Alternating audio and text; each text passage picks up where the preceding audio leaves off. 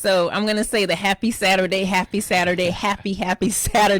again to bring it back, right? Because that's how we lead in. I'll give you all some time to join, but the live video just ended, right? It ended. And my theory is I was talking that good at the beginning of the video, and by the time it went through. Of course it's your theory. It wouldn't be Hyacinth if it was. Why else would it end? You never know. Has that ever happened before? It never happened, but anything can happen. You know, anything can happen. All right, you tomato to me. You on that side of the field. I'm on the side of the field of when you start speaking truth and start awakening and enlightening people. They're like, wait a minute, let's get out of here. I heard that.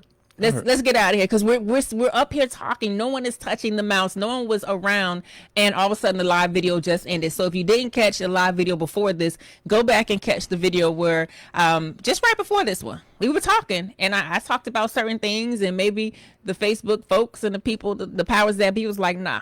She getting ready to go off today. So we gotta stop this, but we came back. All right, so we're talking about arbitrage. We're talking about rental arbitrage, but arbitrage is a fancy word for flipping it. And what that means is, what do you mean by flip it? Because you may not be from the hood. You may not be in the streets. You may have been in the house, and that's okay. We're not knocking you.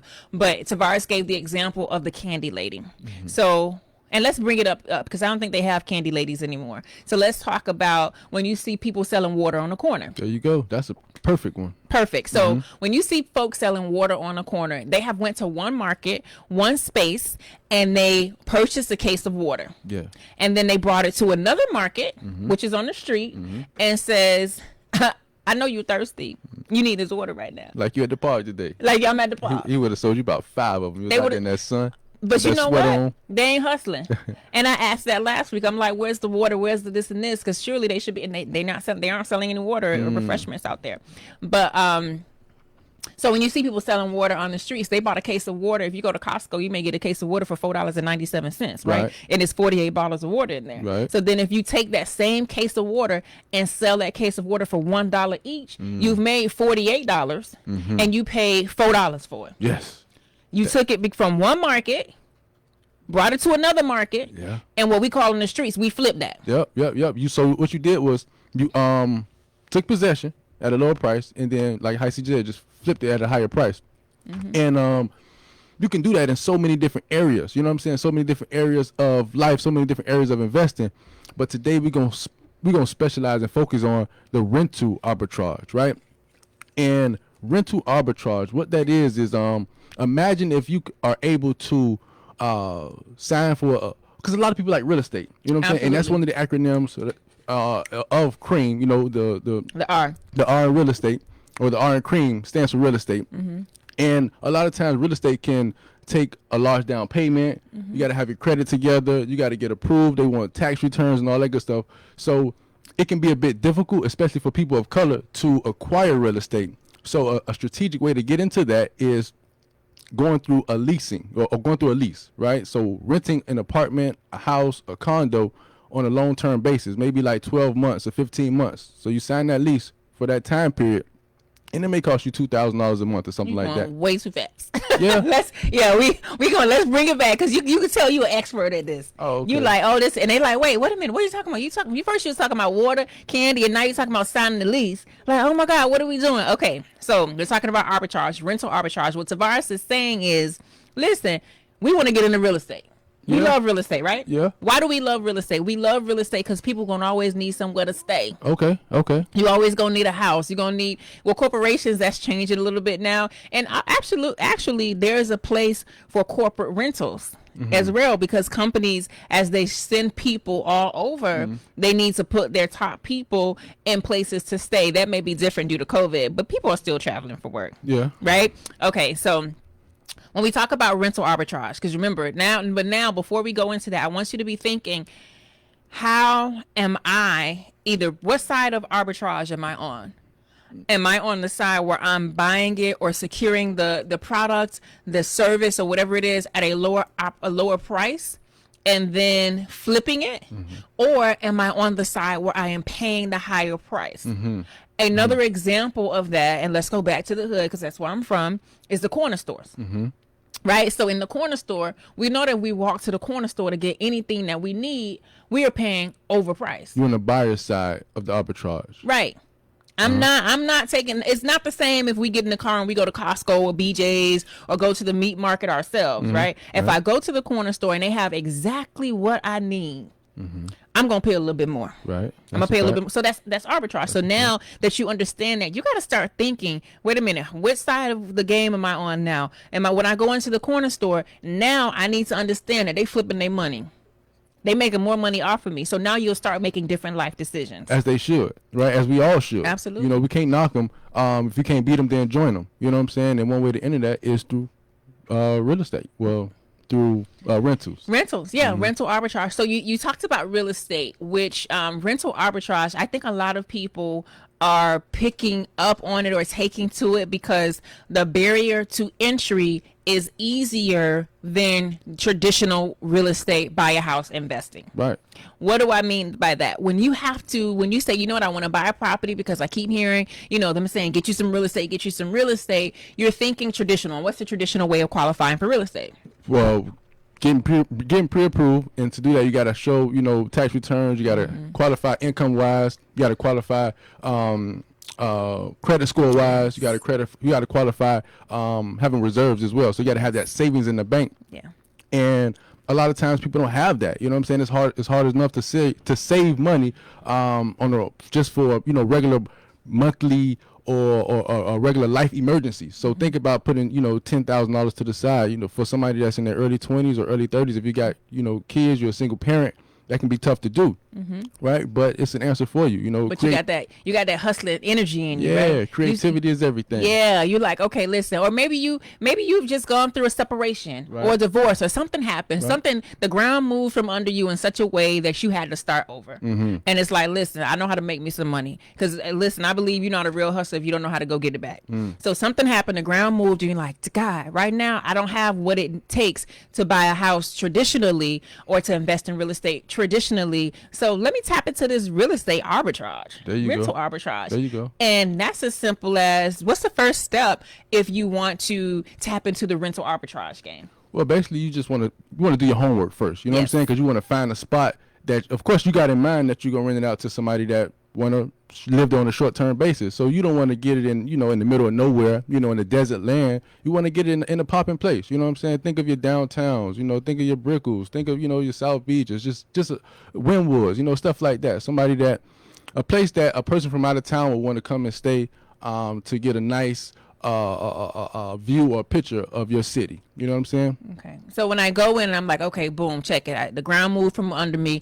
I don't have 20, 30 grand for a down payment or whatever the case may be, but I want to get into real estate. I'm going to engage in rental arbitrage. There you go. So now I'm going to a popping spot in my city and I'm looking at rentals. There you go. But what am I looking for? Like, what am I going to do? Okay, I look at rentals and I find a rental. Then what? Like, am I going to go in there and say, hey, I want to live there? No. Well, first, you want to, what I would do, I would approach it as, after I find a spot that I'm like, okay, I think this is a rent, I want to do the numbers first, right? It's important to see how much it's going to cost me on a monthly basis. Also, is it furnished already? So I like to do numbers. I'm a numbers guy. I'm going to get all that together first. And then I'll contact the landlord or the leasing office or whatever the case may be, and I'll let them know what it is I'm trying to do up front. You know what I'm saying? I believe in being clean because you don't want to run the risk of getting in your groove with the business, and then your landlord or the leasing office find out what's going on in the property, and they're like, you know what, nah, we're not doing this, and they shut you down. You know what I'm saying? So you want to find somebody that's open-minded enough to say, you know what, yeah, I like that. Go ahead, I'm gonna get my money from you. You're gonna get your money from whoever. So you wanna make sure that is cool first, basically. So what you're doing, for those of you who maybe like, I see what you're saying and I'm trying to follow along, but I'm not quite picking up what you're putting down. What rental arbitrage is you being the renter, you are going to find a property, you're going to secure a property on a long-term lease basis. Right. That means you go condo, wherever it is, whatever property of your liking in the popping area, and you say, I'm going to rent this place for 12 months. Maybe I may even rent it for 15 months. I may sign a lease for 15 months because I've done the research, I've done the numbers, and I know this is the popping area. And so I'm going to sign a long-term lease. That is the market you're engaging in, long-term rentals. But then what I'm going to do, since I'm going to flip it, I'm going to engage in rental arbitrage. What is that? I sign a long-term lease, but I know it's a popping area. I'm going to rent it out on a short-term basis. Short-term basis. So what does that mean? Now, let's just say your rent per month is $2,000 per month. Right. Most times, it depends on how nice the place is. You can rent some place for $100 a night, $200 a night. Right.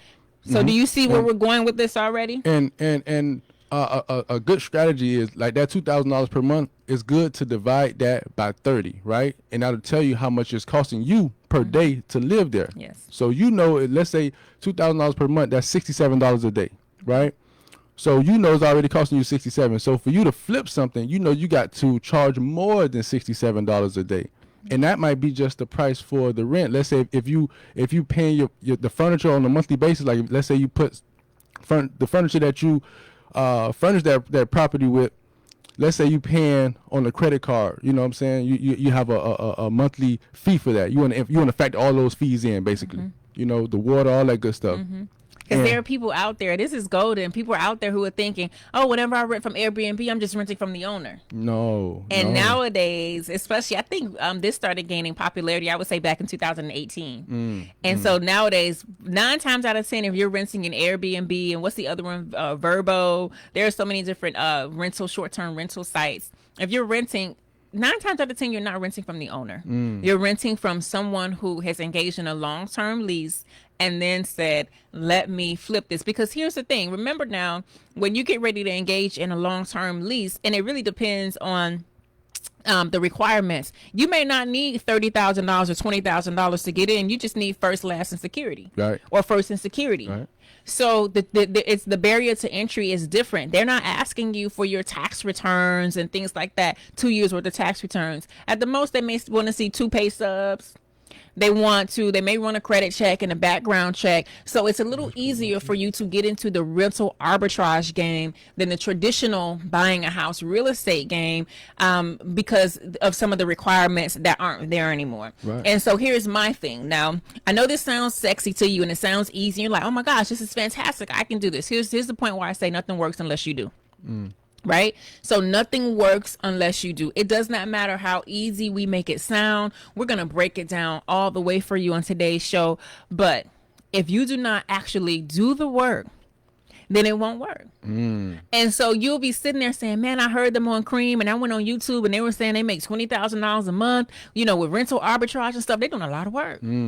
They're doing a lot of work because while you may not have to do your tax returns and the requirements are different to engage in rental arbitrage, you definitely need to make sure the place is furnished. Yes. Because if you go and say, I want to lease this unit in this high-rise condo, is it coming with furniture in it? Not at all. That's where you come in at. Yeah. That's where you come in at. But it's some good alternatives though to get furniture. You Let know, me hear them. I love OfferUp. That's like that's my go-to. You know, my goodness. You can go on OfferUp. You can find you some some stuff that it might be used a little bit, but you can put it together. You know what I'm saying? You can use OfferUp. Also, you can I'm gonna just use OfferUp. I'm gonna just go there. Let's use IKEA. I'm not going to OfferUp. Well, you can use IKEA too, but IKEA is cheap and it's cute and stylish. But sometimes But the thing about IKEA, right? IKEA and short-term rentals, your turnaround gonna be like this. You know, as far as people coming in and out, and IKEA is not really built for it tough. No. You know what I'm saying? Okay. It's okay looks wise, aesthetically. You know, for the pictures, it'll pass. But after you got 10 tenants done pass through there, you might be maybe like, man. so maybe we can do like the dishes and the silverware and stuff you from can get that from IKEA. But for the sure. furniture that you buy off OfferUp, if you buy furniture off OfferUp, like Tavaris loves OfferUp, please make sure that you energetically cleanse the items that you Definitely. buy off OfferUp. Definitely. Yes, you can cleanse them physically, but you also should cleanse them energetically. Get you some sage, some Palo Santo, some Florida water. Yeah, all that good stuff. Back to you, Bob. I just was like, energy. Ugh. Okay, go ahead. Yeah, so so to get in on that rental, right? You'll just need the application, the deposit, renter's insurance. Most high profile places require renter's insurance. A permit or license, depending on that building, they may require that if you're going to be making money off of this particular unit. And furniture and decor. So you got to have your pictures on the wall. The people want to make it like a homely space. remember we stayed in that Airbnb in Atlanta? It was a blue house with like a yellow door. I know that sounds kind of tacky, but it was real funky and it was real nice. It was decorated to the T. It was. I picked it. I actually picked it.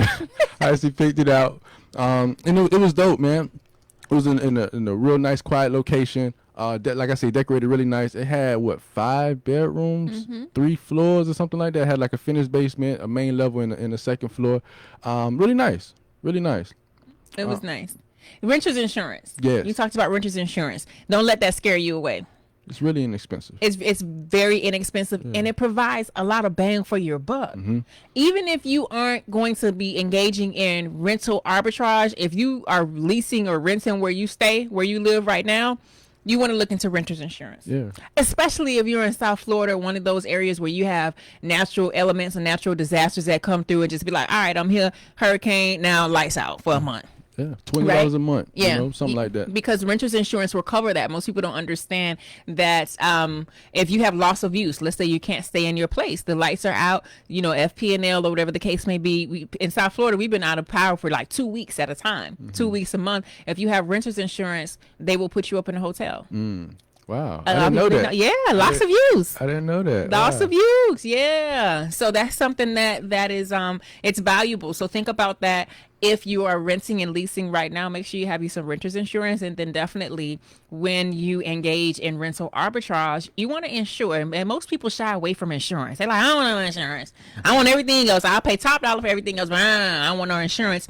And it's really a mindset thing, right? And so when you shift the mindset to like, oh, well, understanding that you're protecting your valuables, then you'll be like, let me protect this. Well, Hyacinth, but it don't make good sense to not have insurance, right? Now think about it. This person followed your advice and went to IKEA and bought all these items. They bought tables and chairs and dishes and all this good stuff. They spent a good amount of money on this decor, and they're not gonna protect it. They're gonna have strangers in their house, and they're not gonna protect it in no way, shape, or form. Like, come on. Well, you say it don't make sense, but what sense? It's different for everybody. Well, it differs for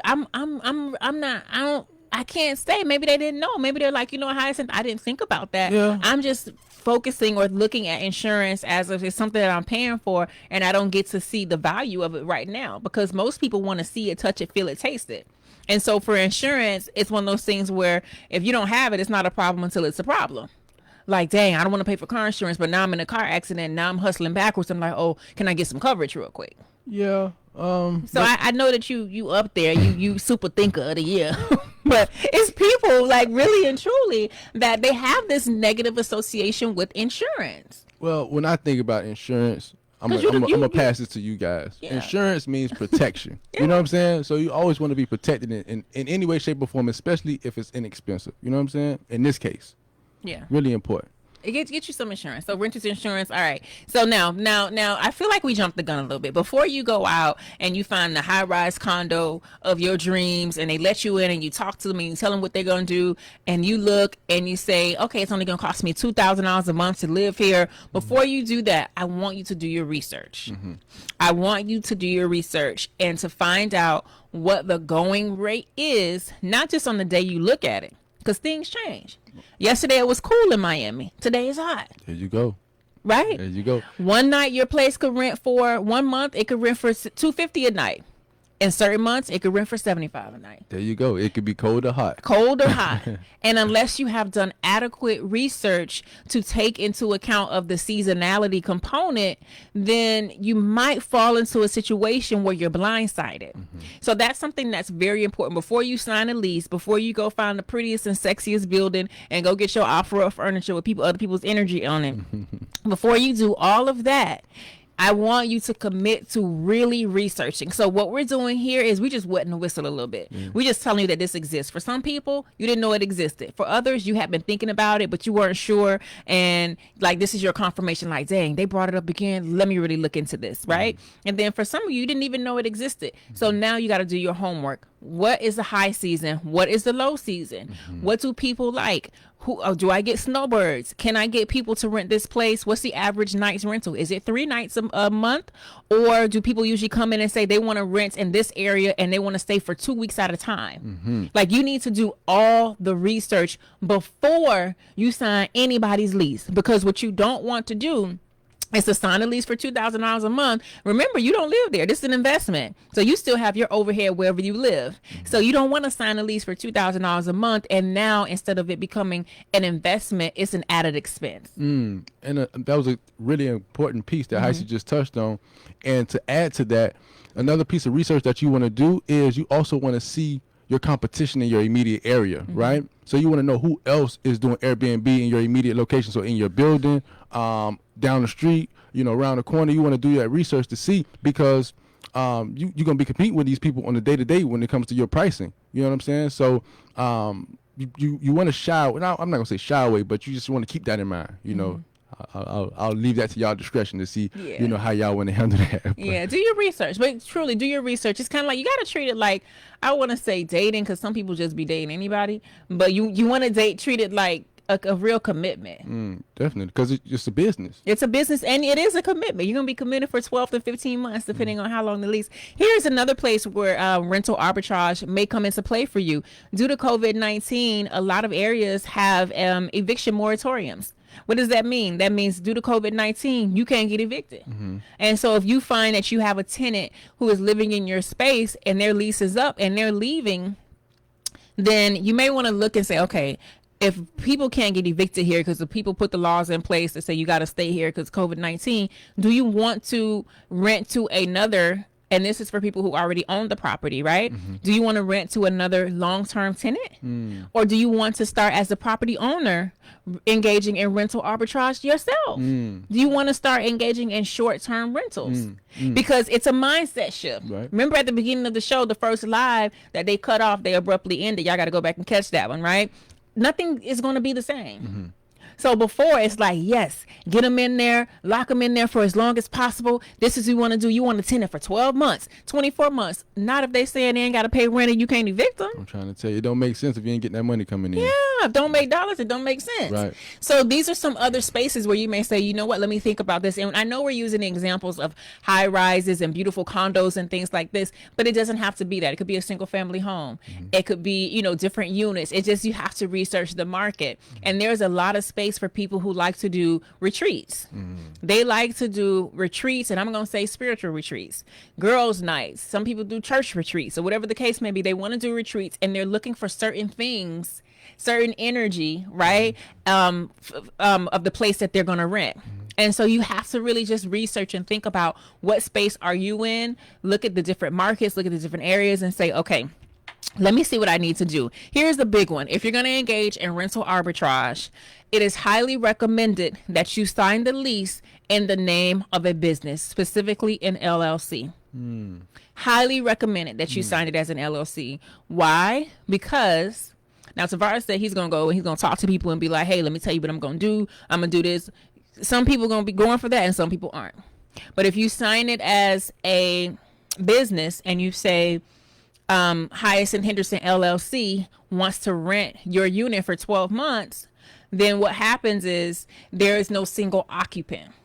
So you cannot kick me out or break my lease or do whatever you want to do because I have other occupants in there for 2 nights a month. That's a dope strategy. That's very good strategy. And it's clear and it's straight to the point. It's letting everybody know.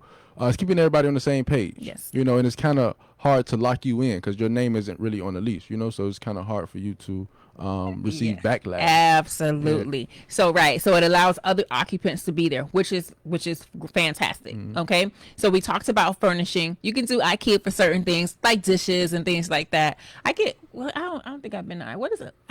Anyway, you could do IKEA, offer up, or wherever else you want to do it. Garage sales, estate sales, whatever else. But you have to furnish the unit. Remember, you're not going to live there, but it needs to be nice because people go by what they see on the internet, the pictures. Speaking of next, which leads me into my next point, is get some dope pictures done. Pay $100, $75. Get some professional photos done. It's all going to come back. It's a business. Yeah. Because before they even, you have to think about this. People will rent your unit with their eyes on the internet based on the pictures. Yeah. So you're going to get some pictures done. And then after that, you must market the unit. You cannot be a ninja. Yeah. What ninja? What's A ninja, quiet, discreet. I don't want to let anybody know. You know, some of us, not on Facebook, they do that. They want to be in business, but they want to be a ninja. Did you not picking up what I'm putting down? Oh, you are picking up what I'm putting down. You cannot be a ninja. You have to be like, hey, I have this unit. I'm running my mouth. I'm marketing it. This is the unit. I want it rented out. Blah, blah, blah. Going for that, gone are the days where we keeping everybody out my business, right? Yeah. And to add to that point, when it comes to listing and letting people know what you do, when you lease or you rent out to someone else, you run the risk of that person having an issue when they're occupying your space. You know what I'm saying? And since this is a business, you want to make sure that you take care of that person or take care of that need or whatever they're going through. You want to make sure, okay, if they call you, you say, okay, well, yeah, I can take care of this. If they're having a problem with the sink or the water, you know, you want to be able to step in and, you know, take care. That's a part of it as well. Because a lot of people say, they hear about people making $20,000, $10,000 a month, but you got to work for that. You know what I'm saying? Also, keeping it clean as well. You know, you may not have to clean it yourself, but you want to make sure you have a team in place, you know, where you may be paying them for that. So that full $10,000 a month or $20,000 a month, it may not be all profit depending on how you structure your business. You know what I'm saying? And yeah, so that's something that you want to research as well. Is it best for me to go in there and clean it, you know, or my mom, you know, get my aunties to go clean it or whatever the case may be, or do I want to hire a company to come in and do anything and keep it tidy for that next guest, you know? And then assess a cleaning fee. Yeah. Because these are the things that are going to cut into your profits, right? So what you bring in is revenue. What you keep is profit. Don't let that go over your head. Sometimes people are like, oh, I made $1 million, right? Okay, you brought in $1 million in revenue, but did you have $900,000 of expensive, 999 of expenses? Like what do the numbers really look like? Yeah. Don't get caught up in that. And so you being new to this, you have to think about, okay, so I know that the lease is $2,000 a month. Then I have to get furniture. And what I suggest that you do is whatever you pay for that furniture, take that amount, divide it by 12. If you pay $2,000 for furniture, divide $2,000 by 12 so that you can know every month what you need to bring in to cover the cost of the furniture. Same thing for the cleaning fee. Cleaning, most short-term rentals, you know that there's a cleaning fee right there. They'll tell you $50 cleaning fee, $75 cleaning fee. Build that in either to your nightly price or make it a separate fee because the unit must be cleaned. Because here's the thing, if you try to skip on cleaning, people are going to get on there and they're going to be sitting behind their phone or their keyboard, dirty, stains, blah, blah. And now here it is, you're locked into a long-term rental, and someone, just because you want to skimp on $100 or $75 for getting the unit clean, now you can't get it rented because people are complaining about it. Someone says, is this difference between subleasing, the time period? And I don't have my glasses on, but leasing means legal. So when you talk about leasing, you're talking about legal fees, legalities and things like that, not legal fees. We're talking about legalities. So this is definitely different from subleasing. You have no legal rights to the unit. This is a short term. Basically, you spending a night. You get to spend a night for a few nights, and this is the amount that I'm charging you so that you could spend a night. Very different from subleasing. When I hear lease, I hear legal. Right, or contract, or signing in. And then you got rights and stuff like that. We're not doing that. Just like in and out, wham, bam, thank you, ma'am. Glad you came to stop by. See you tomorrow. Stuff. Yeah. Take your stuff with you. Yeah. Don't leave your toothbrush over here. Yeah. Come again next year. Come again next week. You know. Tell your friends. Yeah. And the homies. Yeah. Right. Okay. All right, so we got cleaning, furnishing. So basically, again, if you're just tuning in, we're talking about arbitrage, specifically rental arbitrage. If you're tuning in and you like what you hear, share the episode. Remember, it doesn't matter if they look, and share, because you want your friends to have some money too. You want them to get into some business as well. So share this. We're talking about arbitrage, and arbitrage really takes place in mostly everything without you even knowing it. So you want to ask yourself, what side of the fence am I on? Am I paying high, or am I getting that at bottom dollar? And there's a time and place for that, right? So you know that if you need to go to the convenience store, you're going to pay a little more. And that's okay because it's convenient for you. Right. And I'm not tripping about it. Nobody goes to the convenience store and say, why you tripping? Why you charging this? It costs this at Publix. Go to Publix. Right? Yeah. Right? So we spoke about all these good things about rental arbitrage, right? Now, risk. Yeah, let's talk about it. I think it's really important for us because we like to put it all on the table. You know what I'm saying? We ain't gonna say golden nickels. You know what I mean? Now risk. We got changing market conditions, right? Because the real estate market can change. So let's say you got this rental, this you locked in this lease, right? And you like it. Things been going pretty good. But when you locked in a lease, it wasn't really a high traffic area. But since you signed the lease, it became this popping spot. You know, a lot of people talking about it. You hear about it in rap songs and stuff like that. So you get a message or an email from your landlord. Now you know that he's about to go up on the rent because he feels a demand, right? Or the unit may be getting more amenities, you know, maybe like valet parking or something like that, or, you know, beach access or something like that. And with those amenities comes a higher fee. So you want to say, or you will have to factor that into, you know, what you're charging your Airbnb guests or whatever the case may be. But it's good to keep that in mind, right? Changing market conditions. Also, local regulations, right?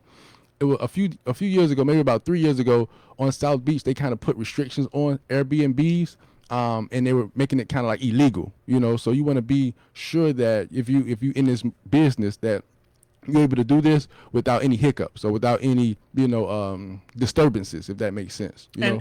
Don't engage. Don't try to buck the system. Right. Like it's right. no need to try to buck the system, especially when you're signing a long-term lease. It's just not going to work out for you. So now you have this long-term lease. You're trying to buck the system, and now you're getting fees and fines and everything else. So just don't do that. So you have to be aware of the regulations. Very, very good point. The ordinances, what's going on in that area, and how will it affect you? And it could be the most beautiful unit you have ever seen. But if they have ordinances and regulations and restrictions, that's not the one for you, because you know what it is that you're coming there to do. Yeah. And the last risk will be unexpected events, right? So this would a emergency fund come in now. Yes. You know what I'm saying? So let's say you got your unit in South Florida, but a hurricane come through. Now, you know, if a hurricane come and the power's out, there's floods in South Florida, that's all over the news, all over the U.S. and outside of the U.S. So you think people coming to South Florida to your rental unit? Not at all. Even if you had bookings for that particular time period, they gonna cancel. Yeah. You know what I'm saying? But even if they cancel, and you don't have any bookings, you still got to pay your landlord that $2,000 or whatever your fee is. You know what I'm saying? So you want to have that emergency fund in place to cover you in the sense of those, you know, hiccups or those unexpected things. I like that. I would say, as a good rule of thumb, 3 to 5 months of rent, have that set aside. So that means you sign the lease with the landlord, then you start doing your short-term rentals. Stack that money. Put it aside. It's not time for you to go buy your favorite bag and go to dinner. It's not time for that yet, because you have to be able to prepare for the future. Don't eat all your nuts, as Mr. Henderson likes to say, right? So look and say, okay, let me at least put 3 to 5 months away, so that if the seasons change, if hurricanes come through, if COVID comes through, whatever may happen, at least I am not, again, because this is an investment for you. At least you're not stuck with the monthly rental amount. You have that stacked away where the short-term renters have paid for it. And that's a tough one, because oftentimes people, as soon as they get some extra money coming in, they do what? They spend it out. So it's like, oh my gosh, I listened to the episode, I did my research, I put the time in, and I did my first short-term rental, and they pay XYZ, and I had enough to pay the rent for that month, and now I have $1,000 extra, and I'm going on a trip. No, you just starting out. Just put that to the side. You know, keep those thousands coming in and just put them to the side, and it'll be good. Let's say if you stack those thousands up, let's say you use those thousands to get a second unit. Yeah. Right, you use that for your deposit and all that stuff. You might get the unit next door. You know what I'm saying? And you just want to build up that rental empire. And I know we're talking a whole lot about renting, and it really takes an open mind to really accept this and really say, you know what, this sounds like it can be something. Because we were always taught that renting is a liability. You know, you don't want to rent long term and stuff like that. Ownership is key. But I feel like your thought process is the only liability that you have as a human being, right? So having a closed thought process, that's the liability. You really want it to be open, you know what I'm saying? So you can be subject to think about different types of ways to be creative, you know what I'm saying? And as long as it makes sense on a monthly basis. I love that. You said the only real liability is your mindset. Yeah. That's limiting mindset. Yeah, man. That's powerful, Tavaris. Yeah. Wow. Yeah, and when it comes to this whole arbitrage thing, right? I don't know if you got more notes on the rental arbitrage for the No, well, I was Airbnb? going to recommend AirDNA. AirDNA, that's AirDNA, right? And so instead of Airbnb, AirDNA, it's a site, of course, there's a cost for that. You can build that cost into your rentals, but it's a site where you can, it'll give you information, rental information, as far as the area, give you all the history, the DNA, the background, think of DNA. And so if you're really serious about this, remember, you're going to need to put in some work. Yeah. And you're going to need to give in order to receive. So you might need to sign up for different classes. You might need to study. You might need to get different subscriptions so that you can educate yourself before you go forward. So AirDNA is one of the goodies that I wanted to share with you all, because you may not have heard about it before and you're like, gosh, where do I go from here? But here's the thing. Here's one thing that I know for certain. As soon as you knock, the answers will come. We started off the show with that before they cut us off. As soon as you knock, as soon as you say it, I want to get into rental arbitrage. I really like that. You're going to get a flood of information, a flood of answers, a flood of what you're going to think are coincidences. Oh my God, can you believe that happened? And they're not coincidences at all. So start on your journey. If this is something that sounds interesting to you, start on your journey and go down the rabbit hole and research. And here's the thing. You may go down that rabbit hole and find out this is not really for me. Maybe I don't like people that much. Right? Right. And if you don't like people that much, then you may have to, say, well, maybe I can hire a manager, someone to come in and let the people in, because I don't want to be letting people in every time. You know what I mean? Well, it's another expense. Keep Another that in mind. expense. Absolutely. But you have to figure this all out. Like, you don't know what you like and what you don't like until you go through it, until you experience it. I agree. So we want to encourage you really to go down that rabbit hole of research and information. And it may be for you, it may be for a friend, it may be for somebody else. Or you may say, you know what, I want to think about arbitrage in a very different way and not with rental. You're going to say something? Yeah. Speaking on that, arbitrage. So since we're talking about Airbnb and we're talking about arbitrage and we're talking about like properties and stuff like that, you can take this same thought process and make money off of your car if you have a car note, right? So there's a website or app called Turo, Turo, which allows you to, you can turn into a budget or an enterprise yourself. You know what I'm saying? Let's say you got a car note and your car note is $500 a month. You can rent your car out to people that want to rent your car on a daily basis, right? And if your car note is $500 a month, like I said, you'll divide that by 30, and you'll know you need to rent your car for more than that on a daily basis. You know what I'm saying? And you can make a profit by doing that. And you can use your car during the day, and when you home for the day or whatever the case may be, or you at your girl house or you at your dude house, you can rent your car for the rest of the night and still make a profit on that. You know what I'm saying? Bring in some type of income. So it all goes back to being open-minded, you know what I'm saying, and trying new things to where, the car note doesn't have to be a liability, or your paying rent doesn't have to be a liability. It's all on how you move with it, how you dance with your situation, you know what I'm saying, how you play the cards that you're dealt. Are you going to come out on top, or, and checkmate yourself, or you going to let the situation swallow you, and become a victim? It's true. I love that. Somebody said that to me, I think about 2 years ago. I forgot who that was. It was a young guy. He came into the office and he was telling me that he was renting his car out. Yeah, it's Bill Calix. I remember. Yeah. Was that him?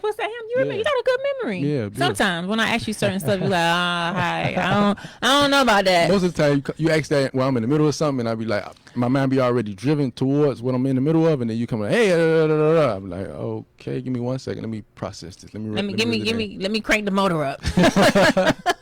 But yeah. So basically, listen.